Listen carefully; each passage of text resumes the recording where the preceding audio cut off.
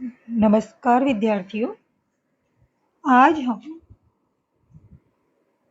भाषा विज्ञान की भाषा की प्रकृति व परिभाषा के बारे में बात करेंगे।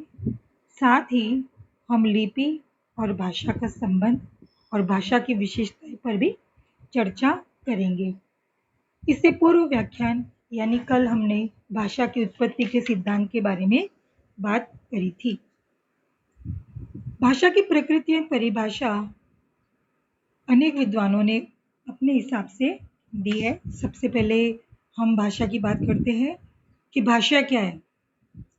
भाषा वह साधन है जिसके द्वारा हम अपने विचारों को व्यक्त कर सकते हैं और इसके लिए हम वाचिक ध्वनियों का प्रयोग करते हैं। वाचिक मतलब बोलने वाली, ध्वनि मतलब आवाज जो बोली जाती है, उन ध्वनियों का प्रयोग करते जो लिखा नहीं जाता। लिखने वाले को तो लिपि कहते हैं। भाषा मुख से उच्चारित होने वाले शब्दों और वाक्यों आदि का वह समूह है जिनके द्वारा मन की बात बताई जाती है, यानी हमारे विचारों और भावों को अभिव्यक्ति प्रदान करने का जो माध्यम है वह भाषा है। किसी भाषा की सभी ध्वनियों के प्रतिनिधि स्वर एक व्यवस्था में मिलकर एक संपूर्ण भाषा की अवधारणा बनाते हैं। व्यक्त नाद की यह समष्टि जिसकी सहायता से किसी एक समान या देश के लोग अपने मनोगत भाव तथा विचार एक दूसरे से प्रकट करते हैं। मुख से उच्चारित होने वाले शब्दों और वाक्यों आदि का वह समूह जिनके द्वारा मन की बात बताई जाती है, जैसे बोली, जबान, वाणी, विशेष आदि। सामान्यतः भाषा को वैचारिक आदान प्रदान का माध्यम कहा जा सकता है। भाषा आभ्यंतर अभिव्यक्ति का सर्वाधिक विश्वसनीय माध्यम है। हम अपने भीतर के भावों को अभिव्यक्त भाषा के द्वारा करते हैं। इसीलिए कहा है कि भाषा आभ्यंतर अभिव्यक्ति का सर्वाधिक विश्वसनीय माध्यम है। यही नहीं, वह हमारे आभ्यंतर के निर्माण, विकास, हमारी अस्मिता, सामाजिक सांस्कृतिक पहचान का भी साधन है। भाषा के बिना मनुष्य सर्वथा अपूर्ण है और अपने इतिहास तथा परंपरा से विच्छिन्न है। इस समय सारे संसार में प्राय हजारों की भाषा बोली जाती है जो साधारणतः अपने भाषियों को छोड़ और लोगों की समझ में नहीं आती। अपने समाज या देश की भाषा को वो लोग बचपन से ही अभ्यस्त होने के कारण अच्छी तरह जानते हैं, पर दूसरे देशों या समाजों की भाषा बिना अच्छी तरह सीखे नहीं आती। ये हम सभी जानते हैं विद्यार्थियों। भाषा विज्ञान के ज्ञाताओं ने भाषाओं के आर्य, सेमेटिक, हेमेटिक आदि कई वर्ग स्थापित करके उनसे प्रत्येक की अलग अलग शाखाएं स्थापित की है और इन शाखाओं के भी अनेक वर्ग और उपवर्ग बनाकर उनमें बड़ी बड़ी भाषाओं और उनके प्रांतीय भेदों, उपभाषाओं और बोलियों को रखा है। आगे के जब हम व्याख्यान लेंगे तो उसकी विस्तृत चर्चा हम वहां पर करेंगे, क्योंकि आज हम भाषा की प्रकृति और परिभाषा को ले रहे हैं, इसलिए यहाँ पर सांकेतिक रूप में बताया जा रहा है। संसार की सभी बातों की भांति भाषा कभी मनुष्य की आदिम अवस्था के अव्यक्त नाद से अब तक बराबर विकास होता आया है और इसी विकास के कारण भाषाओं में सदा परिवर्तन होता रहता है। भारतीय आर्यों की वैदिक भाषा से संस्कृत और प्राकृत से अपभ्रंश का और अपभ्रंशों से आधुनिक भारतीय भाषाओं का विकास हुआ है।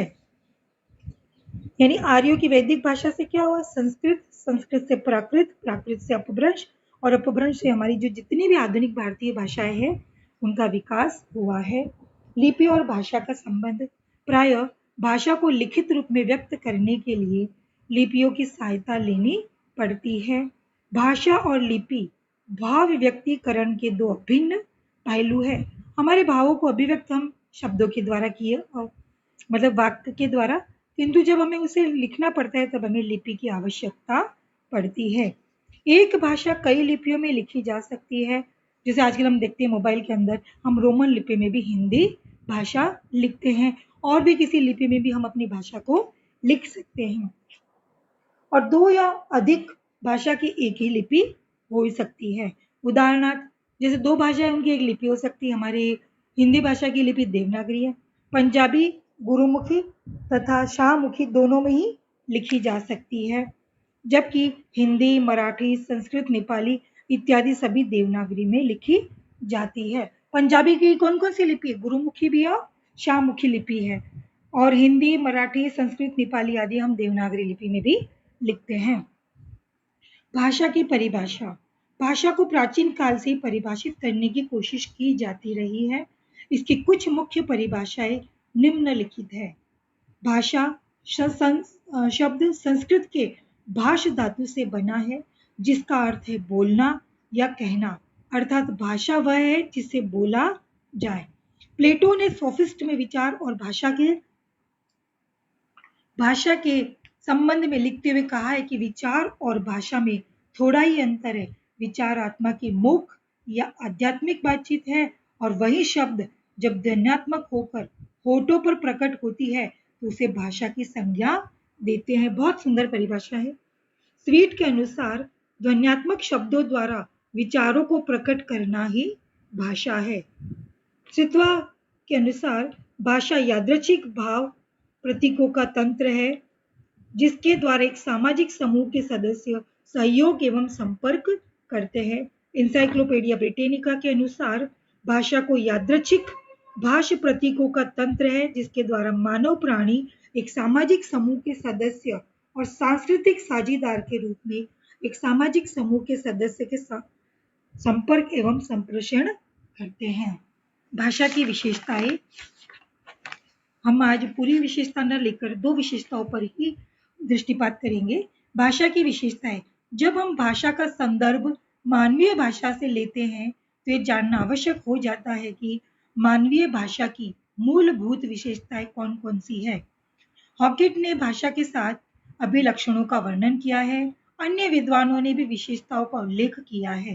भाषा की विशेषताएं निम्न प्रकार है। नंबर 1, यादृच्छिकता। यादृच्छिकता क्या है? बार बार ये शब्द आ रहा है। यादृच्छिकता का अर्थ माना हुआ। यहाँ मानने का अर्थ है व्यक्ति द्वारा नहीं वरन एक विशेष समूह द्वारा मानना है।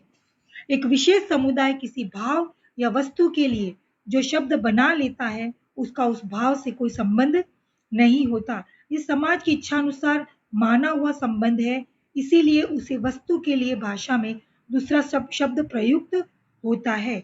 भाषा में यह यादृच्छिकता शब्द और व्याकरण दोनों रूपों में मिलती है। यह यादृच्छिकता भाषा की महत्वपूर्ण विशेषता है। नंबर 2, सृजनात्मकता। मानवीय भाषा की मूलभूत विशेषता उसकी सृजनात्मकता है। अन्य जीवों में बोलने की प्रक्रिया में परिवर्तन नहीं होता, पर मनुष्य शब्द और वाक्य विन्यास की सीमित प्रक्रिया से नित्य नए नए प्रयोग करता रहता है। सीमित शब्दों को ही भिन्न भिन्न ढंग से प्रयुक्त कर वह अपने भावों को अभिव्यक्त करता है। इस संसार में शब्द तो वही है, लेकिन सबके बोलने का तरीका अलग है। किस भाव के लिए वो कौन सा शब्द प्रयोग करता है वो उसकी अपनी स्वतंत्रता है। अन्य प्राणी को देख लो, गाय 100 साल पहले भी ऐसे बोलती थी, कुत्ता 100 साल पहले भी ऐसे बोलता था, 200 साल पहले भी हर प्राणी ऐसे थे, उनमें कोई विकास नहीं हुआ। किंतु मनुष्य ने निरंतर भाषा के संदर्भ में विकास किया है। यह भाषा की सृजनात्मकता के कारण ही संभव हो सका है। सृजनात्मकता को ही उत्पादकता भी कहा जाता है। धन्यवाद विद्यार्थियों।